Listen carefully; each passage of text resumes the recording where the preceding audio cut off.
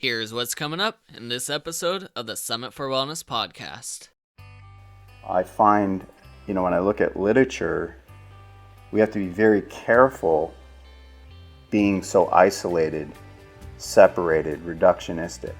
It's a lot like soft tissue. I mean, how many people have asked themselves, what is soft tissue? I can't tell you how many times a person has come to me and tell me their hamstrings are tight. Or a patient will come in and say, it's my psoas that's tight. Muscles contract, they relax. They're moving fluids through the body. Think of a muscle contraction as a biopump. It's pumping fluids through the body. This is where, there's a famous saying way back when. This is like the 1400s. There's all but one disease, and its name is stagnation. So this is where we're scared today because of the inactivity that we're seeing. Is, basically, we're not using our biopumps. Like, this is why you're in pain. Well, we know there's no such thing as pain fibers in the body. We know that pain is a construct that comes from the brain. An elastic recoil has a faster acceleration, so your body is going from one position to the next. If that connective tissue is not healthy, then you're not going to get that recoil. Welcome to the Summit for Wellness podcast, where we help you climb to the peak of your health. And now, here is your host, Brian Carroll.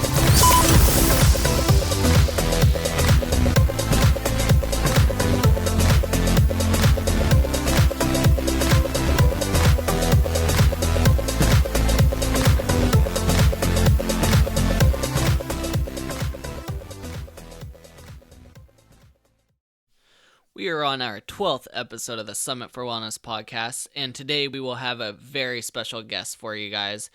He is one of my mentors. He's actually the one that has kind of directed my path in the health industry and has been a really big influence on me. So he is a wealth of knowledge.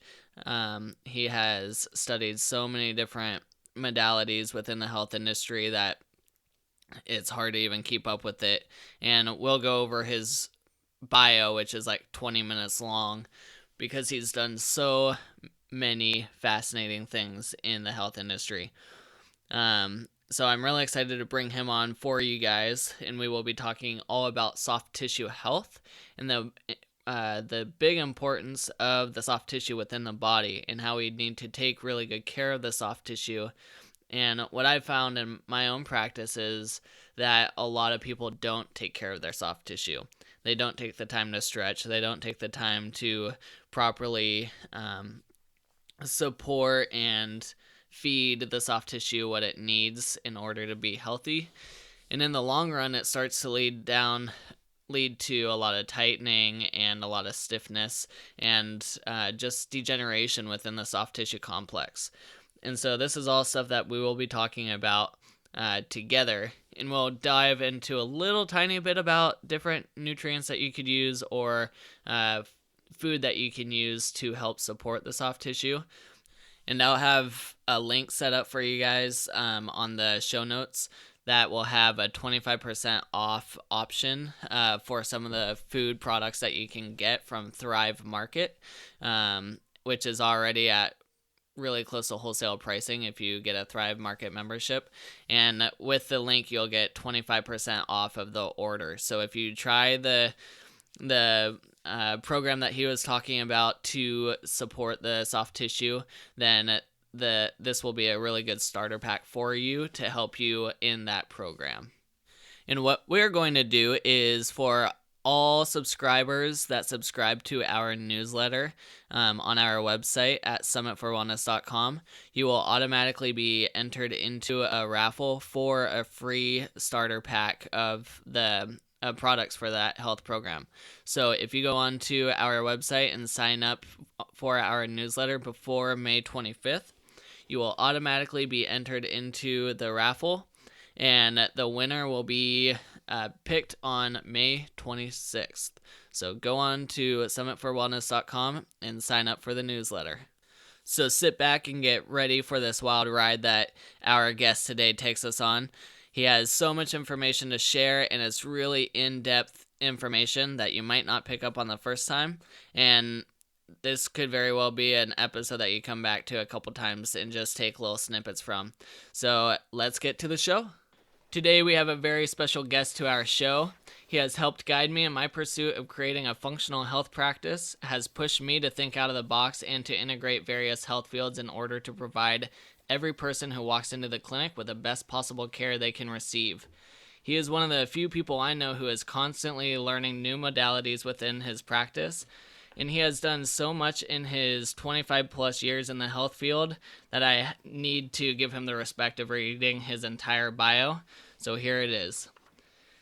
Lenny Parracino is a former author, hands-on instructor, and clinician for the National Academy of Sports Medicine. Currently, he serves as a faculty member of the Gray Institute of Applied Functional Science and operates a manual and movement therapy business. Lenny has recently authored 7 manual therapy manuals, which are the Functional Soft Tissue Transformation series, and the Gray Institute's Certified Applied Functional Science curriculum for manual and movement practitioners of all levels. Lenny has spent over 25 years serving the health industry as an international lecturer, a manual and movement therapist, and Lenny has performed over 300 lectures and workshops and has written educational materials and consulted and lectured in the fitness and therapy industry and for various medical organizations around the world. Lenny has earned his degree in health science, is a fellow of Applied Functional Science, holds a California certification and license to practice soft tissue therapy, is a certified functional range conditioning practitioner, and holds a certification in nutritional therapy. He also continues his studies under the world-renowned physical therapists Dr. Gary Gray and Dr. David Tiberio. Lenny has worked with professional sports teams and players from the Phoenix Suns, LA Clippers, San Francisco Giants, Philadelphia 76ers, Philadelphia Phillies, Minnesota Twins, and our own Seattle Seahawks. And as a full-time practitioner, Lenny integrates an eclectic approach of manual and movement therapy with the intention of optimizing individual client function. Lenny, that is one hell of a resume. Well, thanks, Brian. I had no idea until you read it. Yeah, what is a certified functional range conditioning practitioner? I've never heard of that one. Oh, it's actually getting quite popular. There's an organization out there, Functional Anatomy Seminars, Dr. Andrea Spina and his group. They do really good work. Highly recommended. So what is that exactly? Well, they have various programs underneath that umbrella. Functional range conditioning basically is another modality to assist people in achieving soft tissue health. So it looks specifically at each joint and then all the surrounding connective tissues, and it's predominantly active. It's not a passive modality. So you're not just on the table like you typically would find in soft tissue treatments? Correct. Okay. Yeah, and that's a whole subject in itself, because even the work that I do on the table rarely is solely passive. Yeah, maybe we'll go into that a little bit later on. Can you give us a little background what brought you into the health industry 25 some years ago? I think one word, selfish. You want to elaborate?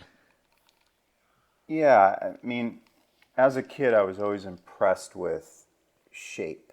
I always loved anatomy. I loved movement.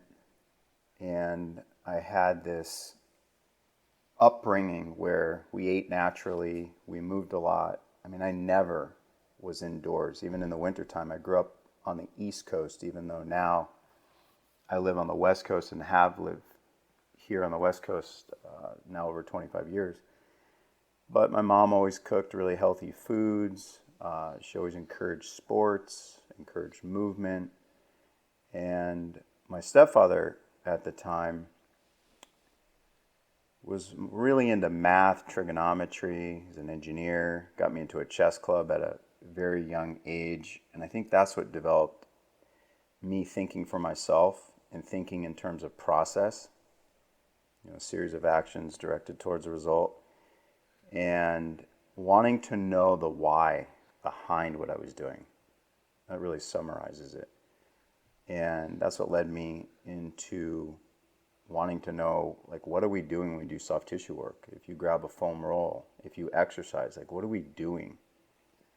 And I think that's how it all started, just being very curious. I always say I'm not a smart person, but I'm extremely curious. So trying to find the whys and trying to figure out how the whole puzzle goes together, that's what kind of led you to continuing to pursue all these different educational realms that you have delved into.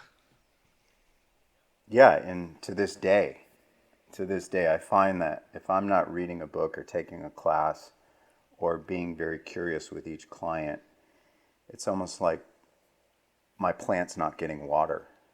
My brain needs that. That's just a characteristic of myself. I love to learn. I think that's why I love the human organism so much. I think it's very common for us to confuse what is complex versus complicated. And I see this a lot in science. And we call this reductionistic. So when you look at what complex is versus complicated, they're profoundly different. There's nothing wrong with the reductionistic method, so long as you don't confuse the method with the way the world actually works, such as the body. A great example of this is an iPhone or a computer or an airplane. It's complicated, but with time, ingenuity, it can be perfected and then mass produced. The same every time. We humans have become experts in making what's complicated thanks to reductionistic reasoning and problem solving. But complexity is very different. A nation, for example, is complex. A city's complex. A human is complex. The complexity of a living system is distinguished by the ever-changing context that surrounds and affects it. And that's what really interests me. I find, when I look at literature, we have to be very careful being so isolated, separated, reductionistic. It's a lot like soft tissue. How many people have asked themselves, what is soft tissue? I can't tell you how many times a person has come to me and tell me their hamstrings are tight. Or a patient will come in and say, it's my psoas that's tight. How do you know it's your psoas and not the neurovascular bundle that's being overly congested by the dermal layer? We just don't know. And so it's the way we typically learn. If you think about it, professions, whether you're into osteopathy, chiropractic, physical therapy, kinesiology, we become reductionistic because of the way our departments work in school, in my opinion. But yet we're dealing with a whole human being. So it's a way of looking at it. One of my pet peeves, I think, is people that are labeled. They're labeled with a disc bulge or stenosis, or I have a meniscal tear. As opposed to my name is Susan, and I have a sensation of knee pain, and it seems like one of the itty-bitty structures called the meniscus has been disturbed. We don't look at it that way, but that's the reality. Yeah, I think that's a really good point. When people get their diagnosis, a lot of times they let that define who they now are instead of, like you said, it's just a piece of their entire system. Let's just look at that piece and figure out what we can do with the entire system to correct it. Right. And that's really where my curiosity lies, is what can we do with the whole human being to get them to thrive and live a more efficient lifestyle? Because efficiency becomes a key word. When the human organism is efficient, it's healthy. And then when it's not efficient, then they can't do what they need to do. Yeah, it goes back to the unifying principle of energy, which is the concept central to all science. When you look at somebody that's thriving and healthy, they have balanced energy. When you have somebody that is very sluggish all the time, the body's always compensating, it deals with that concept of energy, this capacity to do work. And just learning about that becomes very, very important. Knowing how to change your day, make a decision whether I should work out or not work out, take a shorter walk, de-stress a little bit. I mean, that's really important in today's day and age when we can stay up all night, we can go because of technology. I just got back from a trip in Costa Rica. It's amazing. It's pitch dark at 5:30 at night, bright sunshine, 5:30 a.m. There's not much nightlife, and it's one of the blue zones in the world where people live the longest and they're the happiest. And there's something to be said about that circadian rhythm of following nature. But the point is, in today's society, we can stay up all night. We can just go, work. A lot of people work from home now. They tend to work more. And this depletes that balance. Yeah, when I was down in Chile, it was a little bit different lifestyle where they would stay up a little bit later, but they also took the time in the mornings to sleep in, and they would come back at lunchtime as a family and spend a few hours every day as a family, make lunch, sit down, and have more of that community feel and come back to each other. So it's kind of cool to see how different cultures are and how much different our culture is compared to them. But let's start taking a look at the soft tissue. So you mentioned people coming in that have tight hamstrings per se. But if we're looking more at the soft tissue within the body, what exactly is a soft tissue? Yeah, that's a great question. Soft tissue is who we are.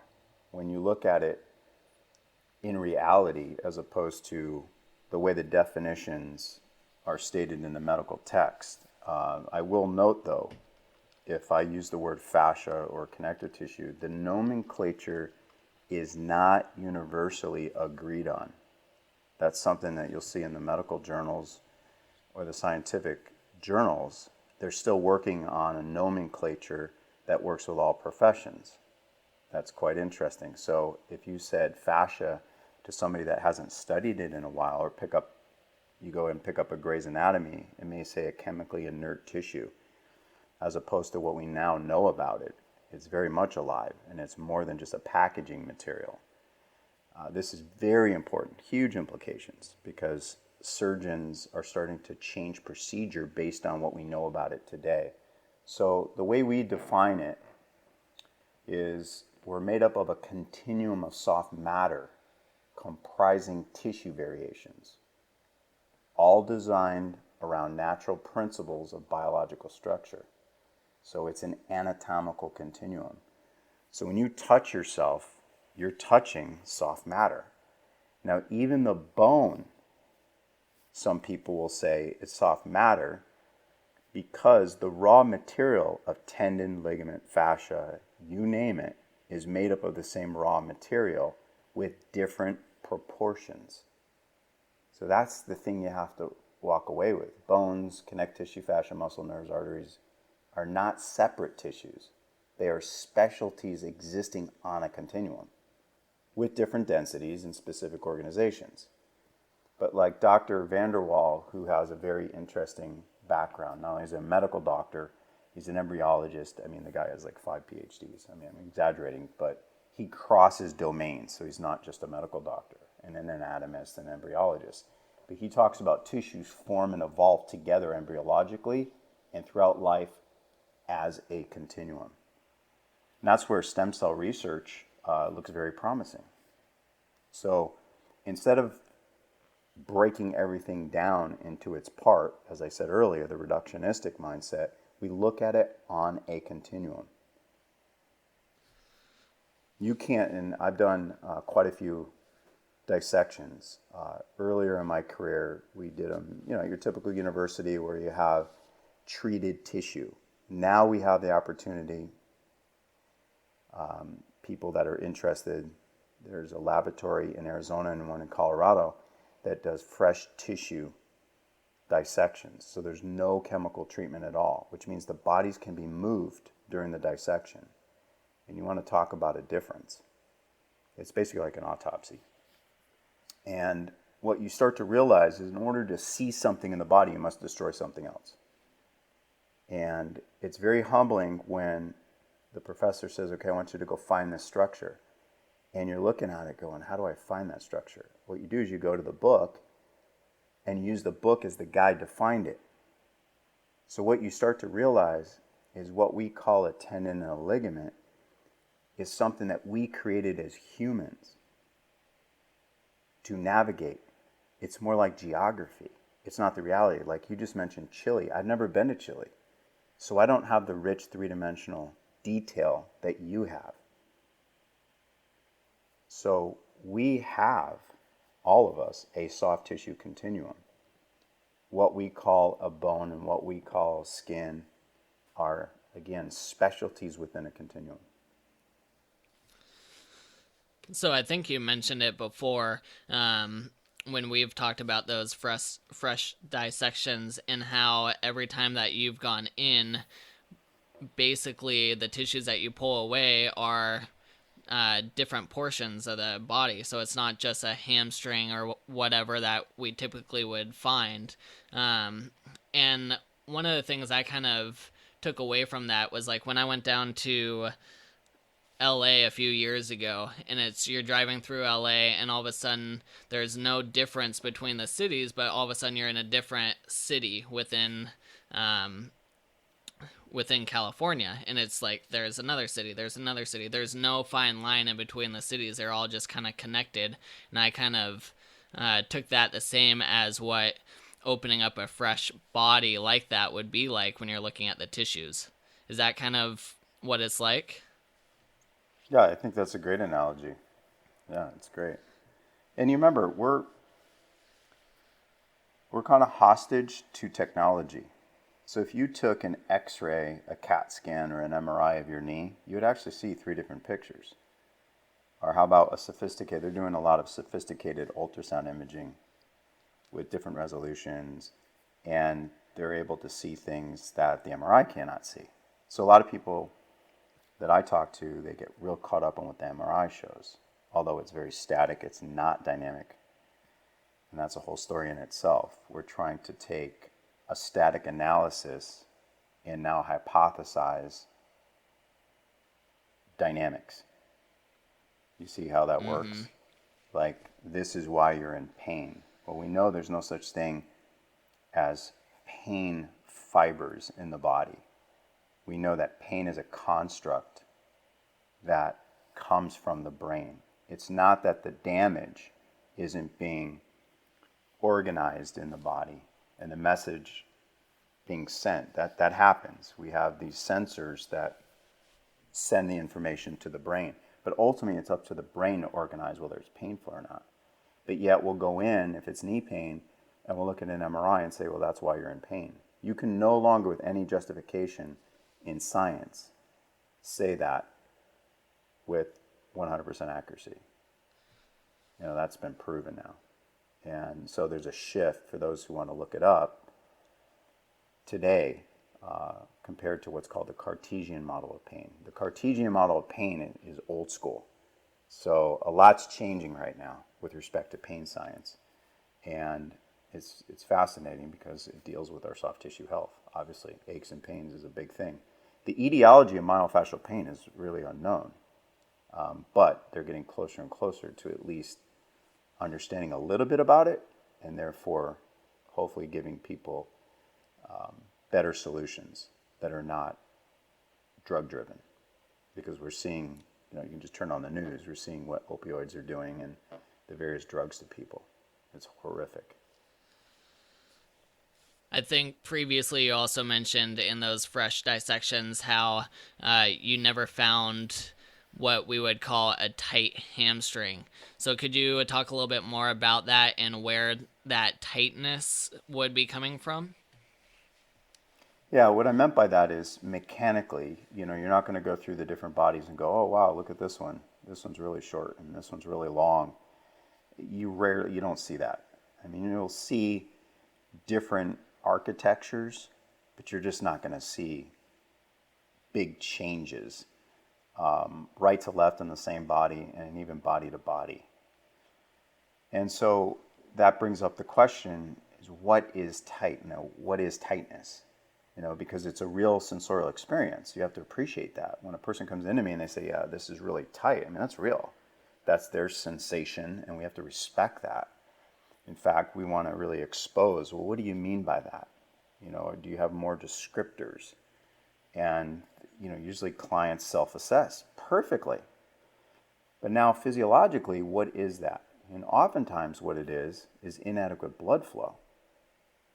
And the tightness, I might be out on a limb here, but you could say falls under the umbrella of pain, which is a sensation of a perceived threat.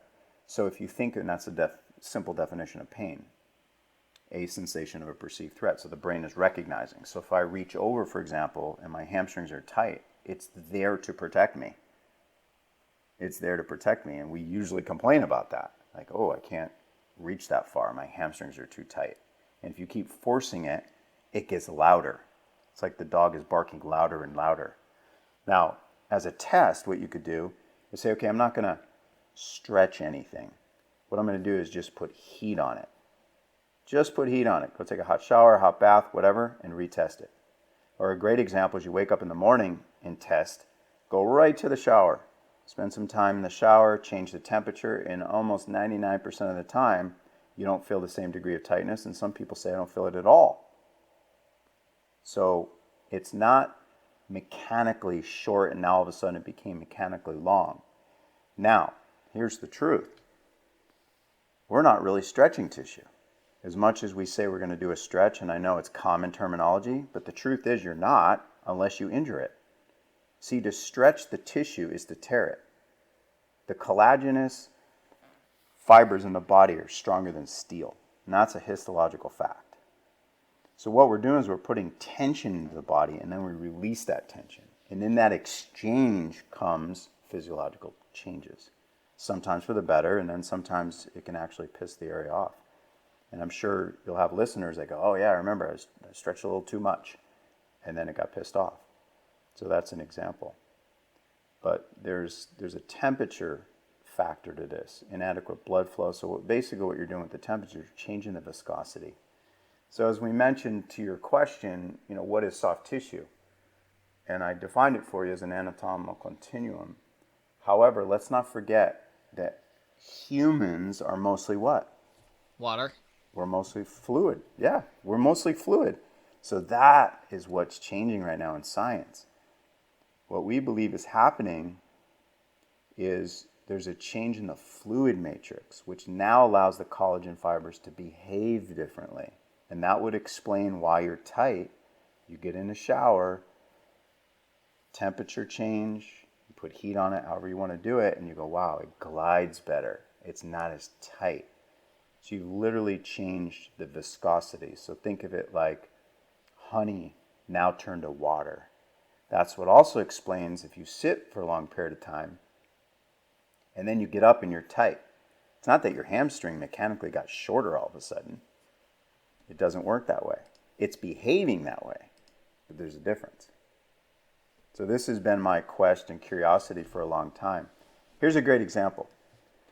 If you were to stand up and you were to touch your buttocks, because you're trying to understand its shape, and then you sit down on a chair, I think everyone would agree that your butt got wider because you're stretching it, you're compressing it. So because we're mostly fluid, and fluid is the most malleable, flexible substance on earth, it has to move. It's non-compressible. So what happens when you sit down is you get wider.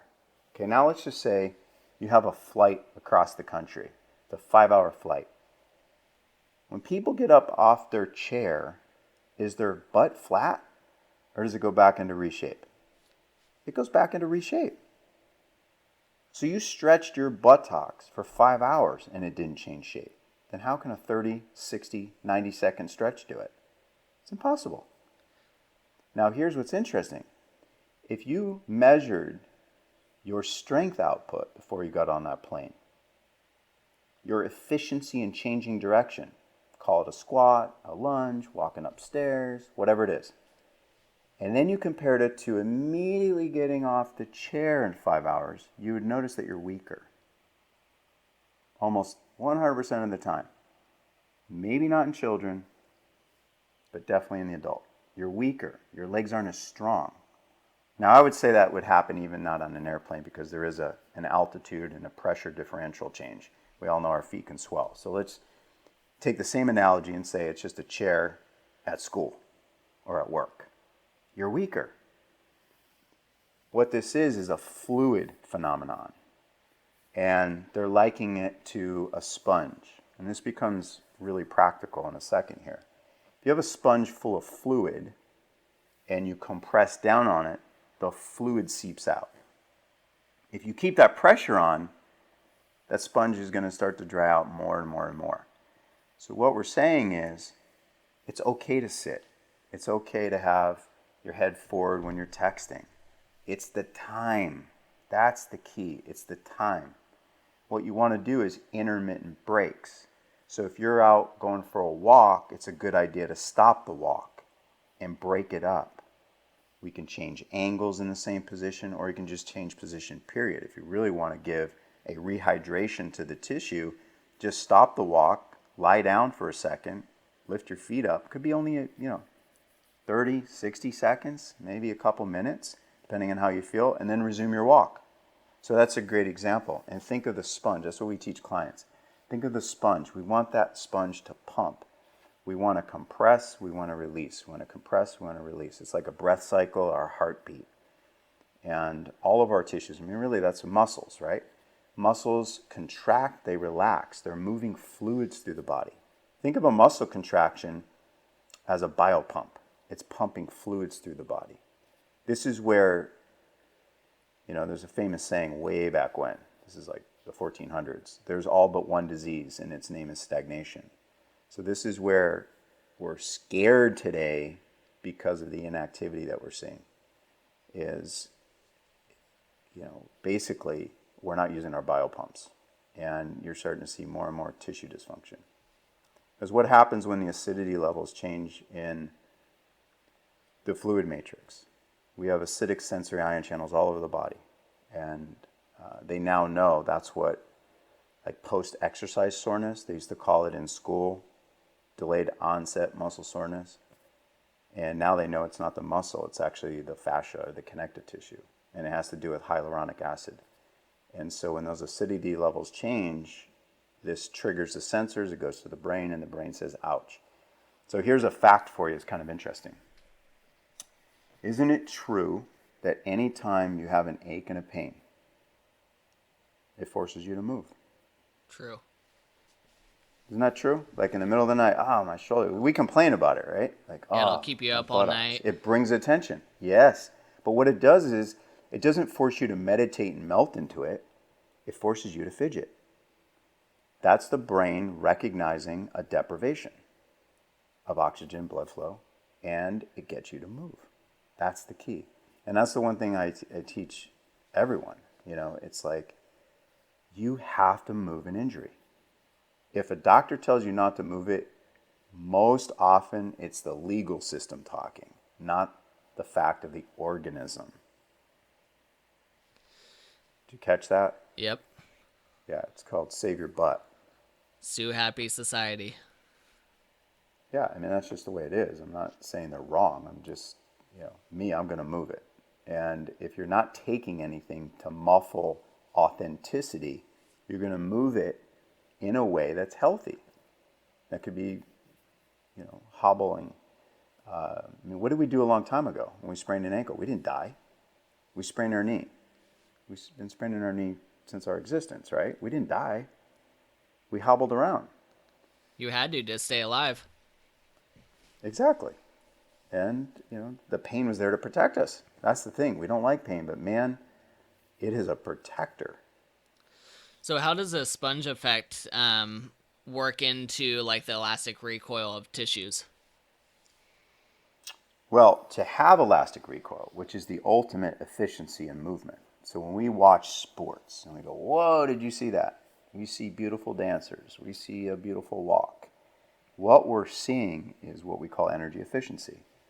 And that's not a lot of muscle contraction. So if your muscles are always contracting and relaxing, we look very robotic. We lack fluidity. Fluidity is expressed as elastic recoil. So some people call it a transformation from one direction to the next. Now, in order to have that, you have to have what's called critical interfiber distance. So you have all these fibers in the body. Think of it like a harder substance, but in between the fibers, we have this fluid matrix. And if that fluid matrix is healthy, it's not thick like ketchup or honey, we now can execute and transfer loads efficiently. Yeah. And that's also what explains very powerful animals. For example, they've done research on kangaroos and antelopes. I mean, when you watch how powerful they are, they don't have big muscles. I mean, we wish we were a quarter of their speed. And we'd be in the Olympics. You know what I mean? You and I would be like, I'd love to be that fast. You know, and they don't have big muscles. So it's an elastic recoiling effect. And when we move efficiently as humans, that's what you see. And what's great is right now, I just saw a study that was done on 70-year-old men. Healthy, okay, but 70 years old. And they were put on an elastic recoil program. So a jump program. And they compared it to men that were just doing your typical gym exercises, concentric, eccentric, like calf raises. And they showed in 70-year-old men, elastic recoil efficiency improved. So the point is, at any age, you can improve your elastic recoil. So back to your original question, Lenny, why did you get into all this? I said selfish. So I'm almost 50 now, and I like to do martial arts. I like to surf. And in our martial arts, I mean, I get to do martial arts with 20-year-olds, and I feel great. But I work hard at it. It's definitely harder in my 40s, and it'll be harder in my 50s than when I was 20. But my research is driven selfishly because I want to be as healthy, as vibrant as possible later in life to prove that you can do it. Now, I'm more flexible today at almost 50, and this is 100% truth, than when I was 25. I could not stand up and touch my toes. Could not. And now I could, first thing in the morning, I could bounce up and down, no problem. Yeah, so it's a long way of saying elastic recoil is what we're achieving. Now, to jump right into elastic recoil, if you don't have the prerequisites, is, escalating your potential for injury. So can you talk about how to start building up to the point where you utilize elastic recoil more with someone, or if someone's doing this, how they can start utilizing it in their daily efficiencies? Well, the first thing is you find a practitioner that only exposes what you're functionally capable of doing today, never imposes. First and foremost. What do you mean by that? If I have a relative, great question. If I have a relative, I'd have them write those two words down. Did they impose or expose? Next time you go to a doctor, did they impose a diagnosis on you, or did they expose who you are? Did they ask you about, what do you do every day? See, once you tell me you walk up and down stairs and you walk a half mile with your husband or your wife, I already know where you're successful. So to answer your question, you have to build off of success, because at some level, we're all doing elastic recoil. Walking is an elastic recoil. Now, if I immediately impose a longer length to the walk or a harder grade to the walk, I could then take a person that's very efficient and put them in a situation where they now have to compensate, which is not always a bad thing, but it can put wear and tear on the body. So what you have to do is you have to base your programming off what the individual is already doing. And then from there, we look at what are the prerequisites of that function. Okay, so let's do an example of, I like to walk. Walking is a great exercise.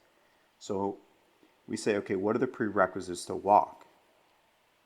Well, you have to have ankle motion, you have to have knee motion, you have to have hip motion. You want counter rotation in the pelvis to the rib cage. Now, do you have to have your hands go up over your head? No, not in walking you don't. So I'm not going to test you in an overhead squat. Do you see what I mean? So if I go into a gym and someone says, well, I'm going to test you and I'm going to test you with an overhead squat, but the person never does an overhead squat, why would you test them? You're just testing a test. You're not testing the person as an individual. So that's what I mean by impose versus expose. I'm not going to impose the test on a person. I'm going to expose what they're doing, and then I'm going to say to myself, how can I test the prerequisites to that and then improve upon what they're already successful with? Because here's the key: expanding what you already can control. That is the key. Makes sense. Well, it's a unifying principle. It's not a lineism. And the unifying principle is, there's really three that I anchor to. Energy, because it's the concept central to all science, as I mentioned. The capacity to do work. Movement and adaptation. So those are the three: energy, movement, adaptation. Movement is essential to life. Is there anything in nature that stops moving, it dies. You know, in osteopathy, they used to call it the rule of the artery. You know, I mean, everything has to flow. Now, that's not to be confused with acute stagnation. You know, if we're sitting here talking on the phone, there's certain parts of my body that are chilling. We're still moving, though. We're talking about, yeah, exactly. Yeah, we are. Exactly. We're still moving at night as well. But it doesn't take long, for example, to be in a bedridden state and certain tissues are not being stimulated to see atrophy. I mean, we've all had that. We've gotten really sick and we're in bed for, 3, 4, 7 days. I mean, atrophy. And there's a reason for that. Because muscle is highly metabolically active. If the brain doesn't need it, what you don't use, you lose. Yeah. Okay, so once you evaluate someone in their potential and you can see what they do, where do you take them from there? What's some kind of techniques that you can use for the soft tissue? What's some different modalities that you can utilize? Okay, so I'm not a real big fan of being a master mechanical technician. I look at it more as a creative, humble facilitator. Mm-hmm. So here's how I will answer your question, and that is, you have to load them. Okay, so here's some facts. Injury, by definition, is a disruption of unity. So when you look at the fabric of the body, the soft matter of the body, there's a disruption of the unity. It's beautifully arranged. And now we have endoscopic research to prove this in the living. So even though I've done fresh tissue dissections, which is very different than treated dissections, they are now looking into the living body. You can go on YouTube and see some of the films. Strolling Under the Skin would be a title if you went to YouTube. Skin Scars and Stiffness is another one that you might find on YouTube. Just quick clips. I have the whole movies, and they're amazing. They take living bodies and they put a scope inside them. So there's this beautiful unity, and when that's disturbed, it's considered an injury. Now here's what's interesting. Physically speaking, the only way to have a physical injury is when the load exceeds the tissue's capacity. That's why I answered your question the way I did before. What do you do with a person? Well, it depends on what they're doing. Because if I inflict a load that they're unaccustomed to, I'm imposing a load. But if they tell me they walk up and down stairs, I'm not imposing a load. I'm able to expose how they're handling the load that they already proved they can handle. You see, I'm just trying to make it more efficient. The more energy efficient we are, the better off we are. And we adapt in a positive manner. Does that make sense? So loading becomes the key. So here's a schematic that we use. We call it load management. An isometric load is a load where you produce an internal tension against something external, but no visible movement takes place. So if you were to squeeze your fist right now and just hold it, there's no visible movement, just holding. That's isometric. Now, why we like this, there's a lot of physiological reasons. I won't go down the rabbit hole with that. But one of the main reasons why we like this is it really helps to change the fluid matrix. So if you're sitting here listening to this right now, you could try this. You sit up on your sit bones and just take your right arm, let it hang really relaxed by your side. Now use the big force generator called the trapezius, or just think of it regionally, the shoulder to the ear. And you squeeze up like you're hiking your shoulders, and you squeeze. Get to the top there, hold that tension isometrically, squeeze it, just like you're taking all the water out of a big sponge. Hold it for about a minute. Sometimes it cramps, just depends on your ability to handle that contraction in that range. So if it's unaccustomed, sometimes that happens. It's not a big deal. And then slowly release it and let it hang down. And now compare that side, the right side, with the left side. And oftentimes what a person will feel is a much lighter side on the right now that they release that tension compared to held tension on the left. So one of the things for soft tissue health that we utilize a lot is isometric contractions, because it creates a sensorial experience of what balanced, relaxed tension feels like versus holding tension. I'm going to argue, in my opinion, that people are holding tension all day chronically, and this is one of the reasons why their tissues hurt. You see, if you took your fist, for example, and you were to hold it, and you kept holding it and holding it, you're literally creating stagnation in there. So you start to put aberrant tension on these neurovascular structures, all the structures, the whole continuum. And over time, that's not healthy. So you see this a lot with people's shoulders. That's why I like to use that example. You see it a lot in the abdomen. People that sit and have had back pain or pelvic floor pain, they're holding their pelvic floor, or they're holding their groin. Their groin is squeezing, not super tight, but they're holding tension over time. They could be holding it the whole time they're on the freeway driving their car, for an example. So we use these isometric contractions for a lot of different reasons. This is one, to change the hydrating aspect of the tissue. Then we progress to what's called isotonic, which a lot of people know as the concentric, the eccentric. It's a rhythmic contraction. It's slow, it's controlled, it's rhythmic. Then from there, and there's variables within each one of these categories, from there we use a heavier load with slow speed. Same thing, rhythmic contraction, before we go to a dominant of just eccentrics. So eccentrics are the lengthening phase. Then that leads us to what you mentioned earlier, and that is the elastic recoil. So what we want to do is we want the tissue capacity to increase with respect to load before we ask the body to recoil quickly with its mass.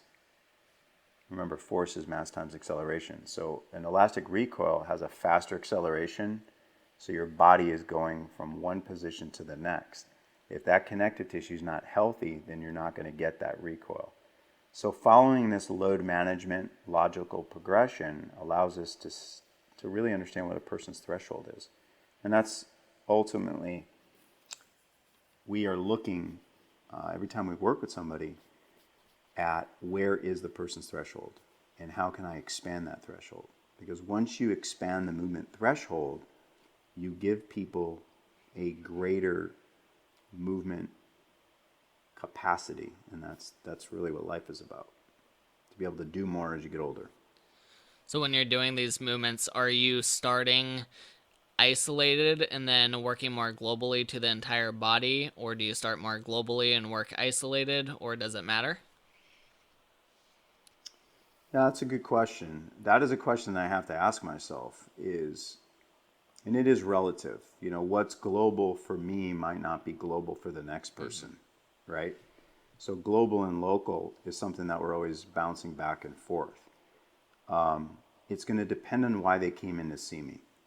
If you came into me next week and you said, Lenny, yeah, my body feels great, I'm just looking to expand my movement vocabulary for hiking, I would go global. If you walked in and said, Lenny, I have this hike coming up, so that is the global function, but my knee's been really bothering me, I would go more local. So the answer is it depends, but that's my example of how I would go global with you versus local. Got it. See, if you come into me and you're like, my knee's really hurting and I really want to hike, you're either going to do one of two things. You're going to compensate really, really well and your system's going to clean it up on its own, or you're going to end up with a greater injury. So then in a case like that for a hiker, do you test them with weight on their back so you can see, what is their body doing once it's loaded down with an external weight? Depends on why you came in. If you came in and your knee hurts, I wouldn't have to. There's no sense of aggravating it. I want to know where the threshold is, and you pretty much will tell me that verbally. And then I'm going to say, okay, the prerequisites are, and then I test it from there. So I have a very specific way I assess every joint in the body. Mm-hmm. And when I say joint, a joint functionally speaking is a space. That's another thing with terminology we tend to get confused on, is people in the same sentence will talk about the hip and then the hamstrings and then the ligament. And it gets very confusing, even though it is a continuum, as we talked about. A joint is a space. So once that space is called upon to move, all of the connective tissues surrounding that area are going to be affected. So that's what I mean, is we have a very specific way that we assess. And if our emphasis, even though it's always integrated, if our emphasis is the knee and the position is standing, and I know you're going to hit a lot of different angles, that's how I'm going to assess it. Got it. So earlier you mentioned that injuries happen when the soft tissue goes through some kind of movement that is more than the tissue can handle. Can you explain how something like that would work when you have, let's say, a professional football player that can go out on the field every single day and not get injured from hitting people, but then they're at their house and they bend down to pick up their kid's toy that's on the ground and they pull their back out, or they tear something, or they get injured in some way? Well, it's still the same physics. There's a lot of ways to look at that. Number one, it may have been the viscosity of the tissue. For example, when they're at home, maybe they were sitting watching TV for a while, or they just got out of bed. We went through whatever, 7, 8, 9 hours of sleep, and the tissue's viscosity is constantly changing. And that's why we feel different depending on what position we're in. So that's one way to look at it. But if it's a football player, and I work with football players, and they said, yeah, I just went to bend over to pick up something, and my back, started to hurt, the first question I have is this the first time? Or is this something that you've been dealing with on a chronic scale? That's a big question, because if it's the first time, it's most likely a micro injury. And this is a really important take home. I see this all the time. We're seeing it in the news right now. Tiger Woods, the poor man, is on his 4th back surgery. The coach, what happened with the coach for Golden State, it's just sad.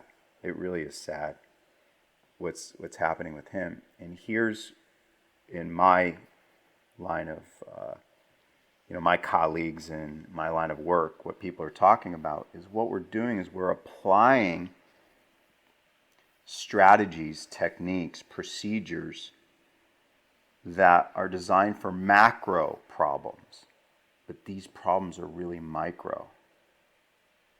So we have these micro injuries on the body, but we're applying these invasive techniques as if it's a macroscopic injury. Like, doctors are phenomenal when you get into an accident. You get into a car accident, man, there's no better place to be than here in the United States. But when I bend over and I hurt my back tying my shoe or picking up something, a lot of these injuries are micro injuries. Now here's what the research, this is New England Journal of Medicine and many other publications. The research shows after the age of 20, They've even done studies, 20-year-olds, 30-year-olds, 40-year-olds, 50, 60. There's progressive degeneration. There's progressive structural changes. So if you took 10 of your friends, 9 out of 10 of them are going to have disc bulges, stenosis, osteophytic formation. So what they're calling that is wrinkles on the inside. So we can no longer, with any strong justification, say that's exactly why you're in pain. We just don't know. It's also something that you shouldn't just throw away. It's a piece to a very complex puzzle. And so there's a lot of ways to look at it. The most important thing that I look at is it is their sensorial experience. I need to respect that first and foremost. I need to know where their threshold is today, and I need to load it immediately. That is the strategy. You know, out of all the time I've spent studying pain and neuroscience of pain and all the classes that are now available to all of us, and you know, you can get really stuck in the rabbit hole with a lot of this stuff. It comes down to this. Pain is a sensation that must be respected per individual. From a practical standpoint, the way you deal with it is twofold. Remove the sensitizing agents. The things that you know are pissing it off, you remove them. Okay? You have a pebble in your shoe and it's hurting, you take the pebble out. So you have to figure that out. It's not always easy, but here's the solution. And then the second thing is you have to build up your tolerance. You have to build that tolerance up. And there's no better way, and the recommended way in science is you build it up with load. Because pain, especially if it's chronic, whether it be chronic back pain, doesn't matter where it is an over-sensitized system. The system is overly sensitive. And that's where drugs can be very scary because they can muffle the authentic expression. And, you know, short term, great, but then you become overly sensitized. And that's a person that, you know, it's tough. It's not easy. So that's an interesting question. If someone just got injured, they went to the doctor and they got some pain meds, and then they came to see you, who's going to look at the soft tissue and try to figure out how to help this individual, do the meds get in the way of their healing process and what you're trying to do? Yeah, but then, you know, you got to be careful stepping over your boundaries. Before you come to see me, you have to fill out paperwork. And most people are, you know, true with what they're taking. And if not, you know, I'll ask them, is there anything that I need to know that you're taking that could alter your sensorial experience? And they'll tell me. I mean, we're having in California here, I swear, 6 out of 10 people are coming in with medical marijuana. You know what I mean? So I'm asking these questions all the time. Are they on some type of, you know, NSAID? What I will do from an educational perspective sometimes is hand them research. This is something I like you to read on your own, something to think about. Here's what's neat about what we do for a living. And this is where I help soft tissue therapists, massage therapists, manual therapists, whatever, is movement is your key. It's an expression. It's a universal language. It's universal across the board no matter where I go in the world. You know, I was just in Costa Rica and I don't speak Spanish right now. I want to learn it because I want to go back there. And sometimes it's very hard to communicate with the locals, but what's cool is we all walk, we all reach, we all bend down. And so that movement is going to express itself at some level. Now, is it expressed in a different manner because of the drugs? Could be, absolutely, 100%. But a lot of times you'll catch things, especially if you know how to assess it. You'll catch, it might not be painful, but it'll be weak, right? So if you're on one leg and I notice you're able to function through an elastic recoil of, you know, your ankle joint, your knee joint, your hip joint on your right leg, but you can't do that on your left side, and your left side was the symptomatic side, you don't feel any pain, but you're extremely weak, that tells me something. So I can still find a threshold on a person with pretty good accuracy. So my point is I don't just go to the table and do passive work, because then we're just dealing with the only thing we can really palpate for. Let's be honest, manual therapists, if you're listening to this, what are we really palpating for? The only thing we can really palpate is texture and tension. That's it. People try to say, oh, this is a knot and this is this. These are all just made up terms. the only thing you can really touch on a person and evaluate with your hands is texture and tension. And so, and then the person expresses what they feel. I can't feel pain. I can just feel texture and tension. And I always say that to people. I say, we're going to work together on this. This is going to become a unity between you and I. I would like you to express your sensorial experience. And what I'm measuring is the texture and the tension. But if I only did that, I wouldn't get as much as if I looked at the movement. The movement is that main expression. So I always begin with movement and I always end with movement. And so do you have hands on while they're moving so you can feel the texture and tension throughout the different movements? Yes, we use what's called micro movements when we do our treatment. So there is some passive work because it does give you a certain perspective. And the ultimate goal with our type of work is to improve the gliding within. We call it relative tissue motion. So all fibers, and we can use muscles from a geographic perspective. Muscles are not supposed to be glued together and move as one big clump. They have independent characteristics, yet they function interdependently. And so our goal is to create that relative tissue motion, or what some experts call a glide, a relative glide, and you can feel that. Can you give some other ideas other than just movement on how to keep your soft tissue healthy? Like, is there specific nutrients that you need, or anything along those lines other than water? Well, one of the things I would say, and what we hope the future brings, and it's starting to happen, we're starting to see recovery centers in a lot of the facilities here in California. I think the older athletes out there that are still competing against 20-year-olds like Tom Brady and Kelly Slater are starting to bring notice. It just so happens, marketing, right? Michael Jordan wears Hanes. I guess we're supposed to wear Hanes. You know how marketing works. So we're starting to see that in the soft tissue world. One of my proofs to this is we were the organization, I believe, National Academy of Sports Medicine 20 years ago, that people looked at. We were crazy on a foam roller. We were crazy. Like, what are you guys doing on that? You guys are crazy rolling around. And Dr. Michael Clark, he studied abroad and he brought that to the table. And I'm like, it's great. He didn't care what people thought. And now you go on Amazon and punch in foam roller. There's like 200 companies. And everybody's got a ball, and everybody's got their device, and you can buy it at Target now. You know what I mean? So what we hope to happen in the future is we look at this like our dental health.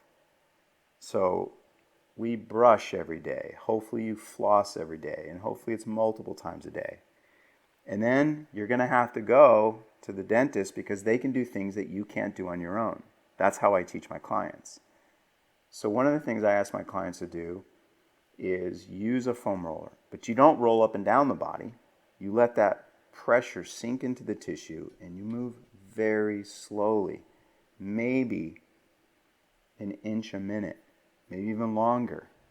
If you feel your body's retracting from the roller, then it's too much. So what you have to do is maybe put a towel or change your position or put 2 rollers down. Things like that, you have to modify it. But we help people with that because you want to melt into the tissue and you literally want to rinse the connective tissue. And that's one of the main researchers out of Ulm University in Germany, Dr. Robert Schleip. He says, wow, this is rinsing the tissue. Now, one of the companies that I love, they're getting really popular out there, is Hyperice. You go to hyperice.com and they sell rollers with vibration in them. They're absolutely worth every penny. They make rollers, they make a ball, and they have a vibration. And all you do is you get on it and you hit go, and it does all the work for you. I mean, I use mine every day. They also have a device called Venom, which is a heat vibrating device that is battery operated. So you don't have a long cord that goes around your back.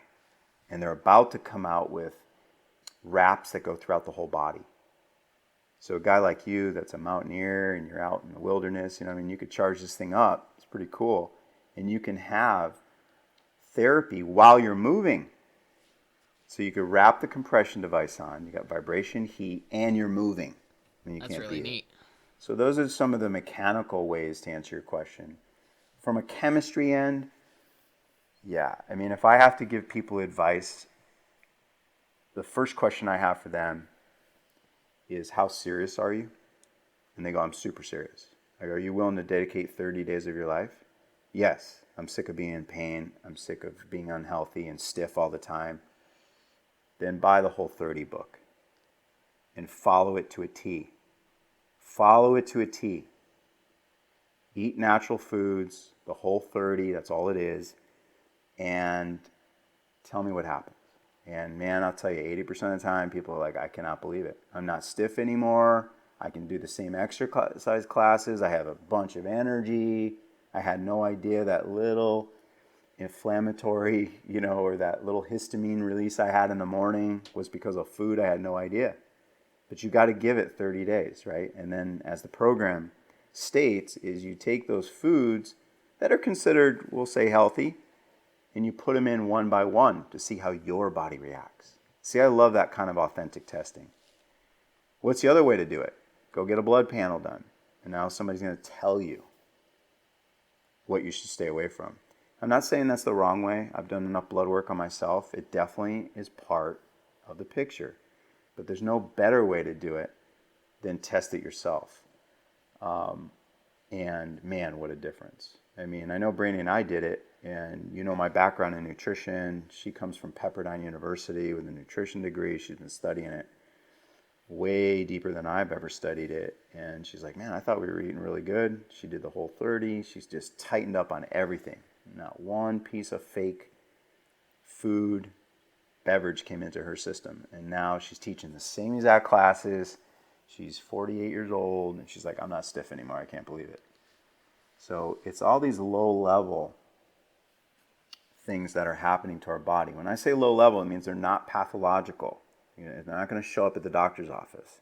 Just like the microinjuries. If you have densification, which is different than fibrosis, fibrosis, by definition, is an obliteration of the architecture. So sometimes, depending on how mature it is, they can see that on scan. Sometimes, not all the time. And I know that because I work with one of my clients is a radiologist, Harvard-trained radiologist, and he's taught me a lot about what you can and cannot see.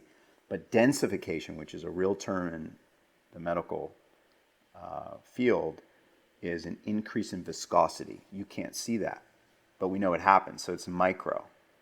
And what they are saying is nutrition plays a big role in that viscosity, and it has to do more with the pH changes. Now, there is research on that with respect to diabetics, type 1 diabetics, and how the nerve actually thickens. And a lot of people know that as diabetic neuropathy. So when you look at hyaluronic acid, it's a sugar protein. Yeah. So it's part of the extracellular matrix, and it's a sugar protein. And so we know that sugars play a big role. So what happens, Brian, you know this, right? What happens when a person has a lot of sugar in their diet? It creates what? Acidity. Yeah, acidity, right? It creates a lot of acidity. And it literally changed the connective tissue and its behavior. Yep. So are they seeing this in type 2 diabetics as well? Now, the research that Dr. David Butler posted a while back, he's a specialist in pain education, he talked about, he calls it nerve juice. And movement is critical to keep the nerve juice flowing because it's, by property, it's thixotropic, which thixotropic properties are like ketchup and honey. And the research was done on, again, the diabetic nerve and how it becomes very sluggish. And so movement is, one of the mechanical things you can do. Heat, vibration, all that's been studied, and it works really well. However, like you pointed out, and a lot of people don't point this out, in manual therapy, for example, is how important nutrition is. So I hate to say this, but I had the fortunate opportunity to work with some NBA players, and they gave me some tickets to the game. So I went to the game, 76ers and the Clippers, and I'm sitting there, and I'm just looking at everybody eating. And I looked at the menu, And what is it? It's beer, potato chips, popcorn. It's all the stuff that you and I both know creates an inflammatory reaction in the body. And you'll see this a lot. You're going to see people that have like puffy cheeks. They might even have lean legs and lean arms, but the truncal fat's there. And a lot of, guys my age, they go, oh, I'm 40, that's why. And, it's the nutrition over time, that's why. The sad part is we're starting to see this with the young kids. I see it because my son plays basketball, and here are active kids because they're playing sports. And I would say on any given Sunday when he plays, I would say 80% of the kids are chunky. And unfortunately, I'm out on a limb, so take it or leave it. It's not the kid's fault. It's the parents.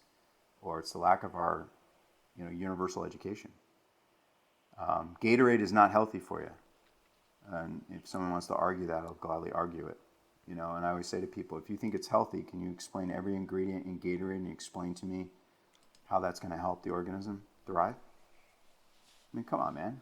It's garbage. But see, it's marketed as the sport drink. So we go to Costco and we buy a bunch of Gatorade. Now, what do kids do in sports is one parent is always asked to bring snacks after the game. And you look at the snacks. It's pure sugar and crappy fats. And, it's sad, but it's true. And I'm not a downer. I'm not trying to be Lenny Downer here, but it's the fact. And we have to change this.